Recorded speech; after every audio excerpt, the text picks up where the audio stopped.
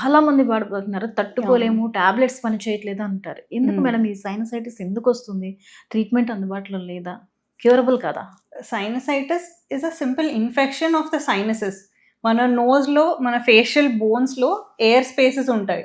So ఆ స్పేసెస్లో infection వస్తే దాన్ని సైనసైటిస్ అంటాం. సో నార్మల్గా సివియర్ కోల్డ్ వచ్చినప్పుడు అందరికి వచ్చేది సైనసైటిస్. బట్ అది ఫ్రీక్వెంట్గా రావడం అండ్ చాలా రోజులు ఉండడం అనేది సైనసైటిస్ ప్రాబ్లం.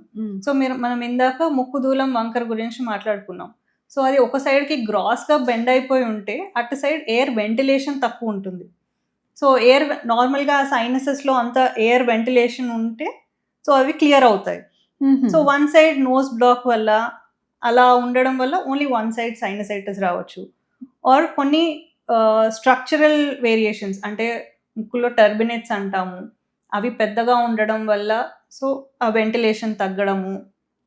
అలర్జీ ఉన్న వాళ్ళకి మోర్ సెక్రీషన్స్, లోపల లైనింగ్ అంతా వాచిపోయి ఉంటుంది.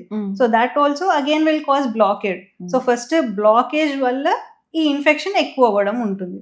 Okay. So that is the main cause of sinusitis. And అది ఫ్రీక్వెంట్గా అండ్ ఎక్కువ రోజులు ఉంటే ఎఫెక్ట్ అవుతారు. నార్మల్గా షార్ట్ డ్యూరేషన్ యాంటీబయాటిక్ కోర్స్ వాడితే తగ్గిపోతుంది అంటే నో ప్రాబ్లం. ఓకే. ఇక డస్ట్ అలర్జీస్ కామన్గా వినిపించేది, లేదా మార్నింగ్ ఒక చల్ల గాలి వచ్చినా కానీ కంటిన్యూస్గా తుమ్ములు రావడం, ఇలాంటి సమస్య వస్తుంది. ఎందువల్ల వస్తుంది అంటే వాళ్ళలో రెసిస్టెన్స్ పవర్ లేకపోవడమా, ఇంకేదైనా రీజన్స్ ఉన్నాయి? So allergy is mostly familial అండి. అంటే ఇంట్లో మన ఫ్యామిలీలో రావడం, అంటే జెనెటిక్ పరంగానే ఉంటుంది. సో ఈవెన్ మదర్కి మోస్ట్లీ అలర్జీ హిస్టరీ ఉండడము, అది చిన్నపిల్లల్లో నోటీస్ చేసినప్పుడు మెయిన్గా మదర్కి కానీ ఇంట్లో ఫ్యామిలీ మెంబర్స్కి ఎవరికైనా అలర్జీ ఉందని అడుగుతాం. సో వీళ్ళకి మోస్ట్లీ ఆస్తమా రిస్క్ కూడా ఉంటుంది. So allergy is nothing but మన body immune system is hyper reactive.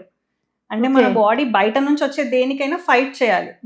So దానికి అలర్జీ ఇమ్యూన్ సిస్టమ్ యాక్టివేట్ అవుతుంది. ఈ అలర్జీ పేషెంట్స్లో ఏంటంటే కొంచెం వచ్చినా చాలా ఎక్కువ రెస్పాన్స్, అంటే hyper responsiveness. So it tries to secrete more secretions, ఆ డస్ట్ అంతా బయటికి పంపించేసేయాలి అని బాడీ ట్రై చేస్తుంది. సో సెక్రీషన్స్ ఎక్కువ అవుతాయి, తుమ్ములు వస్తాయి. సో ఇవంతా మనం ఆ పార్టికల్స్ ని బయటికి పంపించే మెకానిజమ్స్ అన్నమాట. ఓకే. సో చిన్నతనంలోనే రికగ్నైజ్ చేస్తే వీళ్ళకి దాని తగ్గట్టు మనకి స్ప్రేస్ ఉంటాయి. సో అలర్జీని తగ్గించే స్ప్రేస్ కానీ లేదంటే సిస్టమిక్ టాబ్లెట్స్, మెడిసిన్స్ కూడా వాడితే తగ్గుతుంది.